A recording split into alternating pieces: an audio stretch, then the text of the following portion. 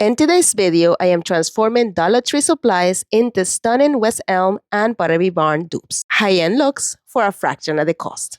Hi, I'm Loli. Let's create something beautiful and find a little joy along the way. Look at this gorgeous vase from West Elm for $84. We're going to recreate it using some Dollar Tree products. Look at this vase from Dollar Tree, $1.25.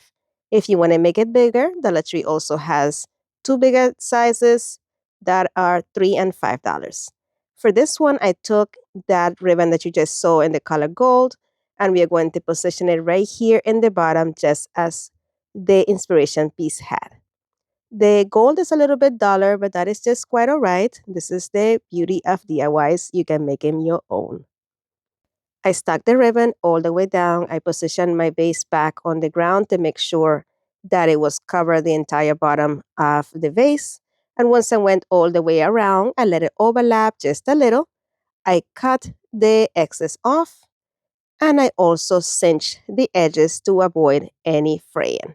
However, here, please be careful. You see how it just went too far? It's highly flammable. So just be careful. And thank God I had a lot of space there to cut that section off and go ahead and trim it off. I just do it very, very light. Don't let that heat it for too long. Now that we are happy with the position and everything looks aligned, we're going to add some hot glue to the other side of the ribbon and tack this down. And that is it for this one. Nice and simple. Let me know in the comment section what you think about this one. Will you recreate it? And if you enjoy this project, don't forget to give the video a thumbs up.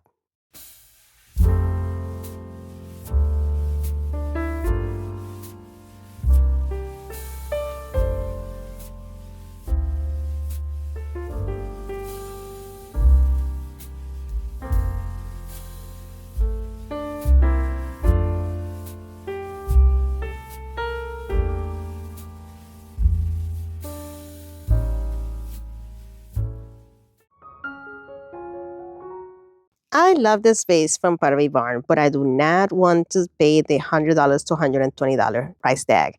So we're going to recreate it with some Dollar Tree products. I'll be using this vase from here from Dollar Tree and one of these ropes. You have the alternative of using any of these two. I went with this cloth one instead.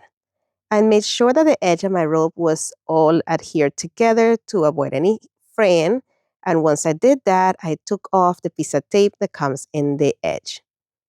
Now we are going to figure out exactly how we're going to put this onto our base.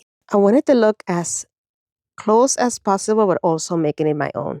The base here is a little bit longer, but I did like how the bottom there, or the top portion, had the crisscross there. So I did the same thing here at the top. Then I'm adding some hot glue, exactly where that rope will go, and press it down until it dried. Then here, I'm going to make sure that it's also going to stay in place here at the front. So I added some hot glue there, place my rope there, then place the other one over it, then added a little bit of hot glue where that rope would have hit the glass, and also added some on the other side and also on top of the rope to keep everything in place. Now I'm trying to figure out exactly how I want this angle and how far down onto my base. So here, I am happy with it being right here towards the bottom. So I'm going to take this edge right here and tack it down, making sure that my end is looking downward in an angle. So when I cross this one here, it looks like it's two pieces pretty much united there. So I'm going to add hot glue in that section there and tack this very closely to the other edge. And this is going to allow me to take this other piece right here and wrap it towards the front so it would look as a one continued piece as I did in the inspiration piece as well. But here I went a bit lower than the inspiration piece had. So I'm going to place it right here at this level, and I'm adding hot glue, pressing it down. And as I go along to the side, I continue to add hot glue in different sections to avoid it moving around. My friend, if you can please do me a favor and hit that like button and let me know in the comment section where you're watching from. I love to know how far my videos are reaching. And while you're there, share, because sharing is caring and it helps my channel grow. Thank you so much. All right, once I got here to the end, I'm going to add hot glue in between the bristles. This is just so the bristles stay together as I cut it. So we're going to go ahead and cut it as straight as possible, and then add a little bit of hot glue on the edges here as well to kind of close up and make that look a lot neater. Now it's time to attach this to the back. So we're going to add hot glue here on the edge and also on a small section on the side of the rope, so we are able to adhere it to the glass, and also so it would look like it was just coming out of the other side as well, right here with the other two pieces of rope. And this gives us a nice seamless transition between the pieces of rope. Look how cute that's looking already. But we're not done yet. I'm going to just go ahead and go to the different sections, and using my small scissors, I'm just cutting off and peeling off any areas that had hot glue, and then I painted it with 2 coats of rust-on and white chalk paint. It did not give me the finish that I wanted, so I came back in and I'm taking baking soda and Rust-Oleum linen white chalk paint. And first I started putting it in a cup because I thought I had a lot more paint than I actually did. So you're going to see me here scoop up the paint, put it into the cup, and then put some baking soda in it. Well, it turns out I did not have that much paint in it, so I ended up taking that whole mixture and just pouring it back into the paint can. I added some more baking soda into it and stirred it up with a dowel rod. Once it was smooth and the consistency that I wanted it and as green as I wanted, I just took it and put it all along all of the nooks and crannies of the vase and make sure that I was going in one direction. And this gave me more of a stone finish. Now I'm taking some of this camel color from Folk Art, and I'm going to use the same brush that I used to apply the white. So I'm just going to go ahead and just kind of like heavy distress this with it. I'm just putting it all over the place because if you notice the inspiration piece was more of a, I would say that's like an ivory color to it. So, and it had some white peeking through and some of this dark caramel color as well. So that's exactly what I'm going for. So I'm going to come back in with that white on top of the still wet camel paint.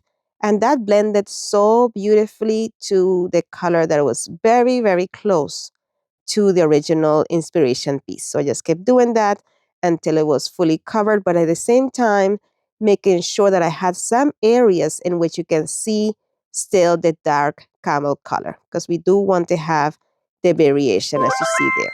Then I'm coming in with just a little bit of camel and then just doing a very light distress using this. And I kept going until I was happy with the finish. I made sure that I also did some on the rope, so that was also nicely highlighted, and we have also some of that white peeking through. And that is it for this one. Let me know what you think about this project. I absolutely love it.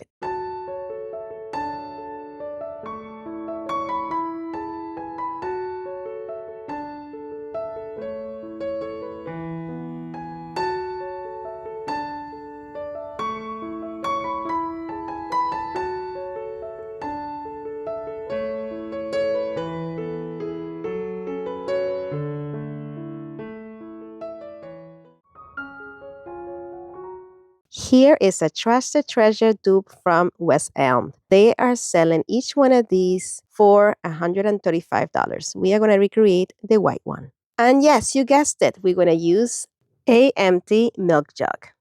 You're going to remove the cover from it, also this plastic piece here at the top, and of course, also the tag. Before painting it with some rust-on and white chalk paint. To remove the tag, I'm using some heat, and then I use the little scraper that you see there to lift the edges and scrape any edges that were a little bit stubborn and lifting, and trying to leave as little residue as possible as I remove this tag. I had just a bit left over here, but I just scraped off as much as I could. Then we are going to paint this with about 3 coats of rust-on and white chalk paint, and I use a dauber so I had the best coverage and I also had a nice texture. Then I'm going to take my Folka Rich Black paint and a small chip brush, and we are going to just dip our brush into a paint, but having very little paint in the end here. If you have too much, just go ahead and remove it from the edges, and then I just begin flinging my finger onto the bristles so it will cast the paint as little speckles all over the bottle.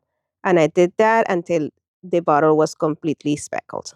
And look at the beautiful finish. You can go ahead and take this outside and spray it with some clear coat to preserve it as well so it doesn't scratch off.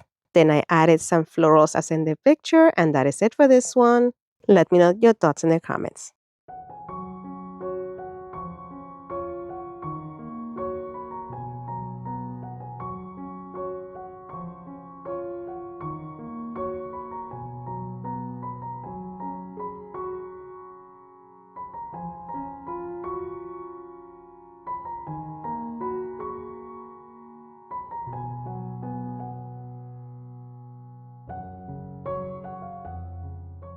Today's video is part of the Talented Creator collaboration that is hosted on the third Saturday of each month by my friend Aurea from DIY with Aurea and myself, Loli from Loli's Creations. And this month we have the privilege of having the amazing Marika from Marika Creations.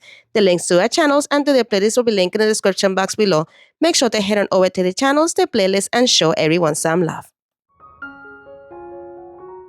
Our inspiration is these candle holders from West Elm for $30 to $40. We are going to make them nice and easy using some margarita glasses. Same shape, just different color.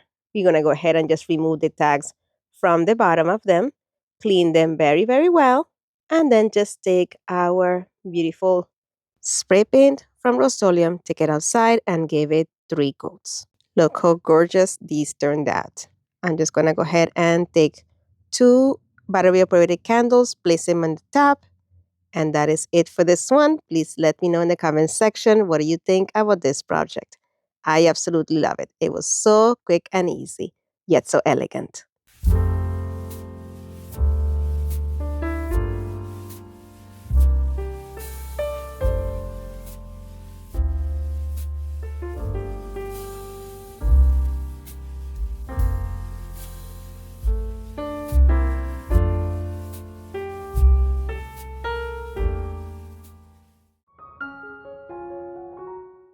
So this was in the West Elm website for $99. Well, Dollar Tree has this version for just $1.25, and here it is. We're just going to add some greenery to it, and we have the same look. Now, what do you think?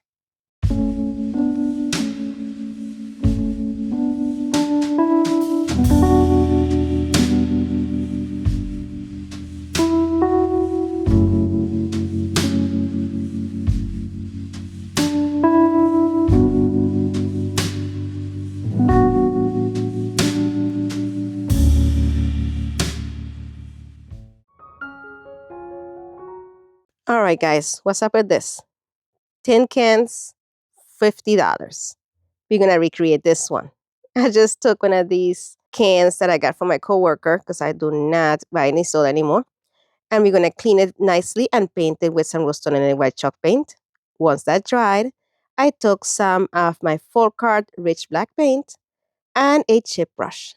I'm just going to put very little paint in the tip of my brush and begin just flinging little speckles all along the entire can until I went all the way around the entire piece. And I did dent the can there a little bit because if you see in the inspiration piece, the can is pretty dented. But I didn't want it as dented, so I just did just a little bit. And we're going to place some flowers in it, and that is it. What do you think? Will you have this in your home?